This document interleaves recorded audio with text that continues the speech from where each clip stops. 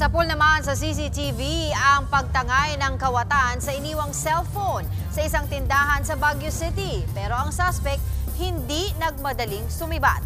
Nakuha pa niya kasing hintayin ang in-order niyang kape. Nasa frontline ang balitang yan si Ian Suyu. Sa kuha ng CCTV sa loob ng sari-sari store sa Baguio City, makikita ang pagpasok ng isang lalaki.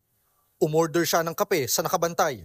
Nagmasid-masid pa siya at tila naghahanap ng ibang bibilhin. Habang nakatambay, pasimple niyang kinuha ang isang cellphone sa counter. Pero imbis na sumibat, hinintay pa niya ang mga in-order na kape.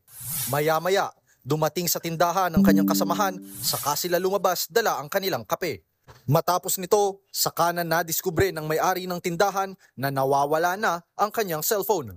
Nagkakahalaga ito ng 7,000 pesos. May e-wallet app pa ito na may lamang 15,000 pesos. Nakuha ko na yung kapalit na SIM card. Baka pwede mo buksan yan. Baka sakali kung hindi nakuha nila yung pera. Yan lang importante ko doon eh. Cellphone, baliwala lang to kasi mura lang makabili ko yun eh. Bago pa raw ang insidente, napansin na ng may-ari na ilang beses nagpabalik-balik ang lalaki sa tindahan.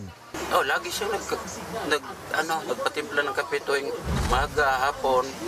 Tapos mga 3 days alis, balik naman. Diyan nagsisikit sila sa kabila.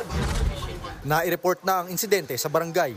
Inaalam na rin ang pagkakakilanlan ng suspect at ng kanyang kasamahan. Nagbabalita mula sa frontline, Ian Suyu, News 5. Mga kapatid, Chiki Roa Puno po. Simulan ang inyong araw na puno ng impormasyong kapaki-pakinabang. Sama na sa isang makabuluhang umaga. Tumutok at mag-subscribe sa social media pages ng News 5.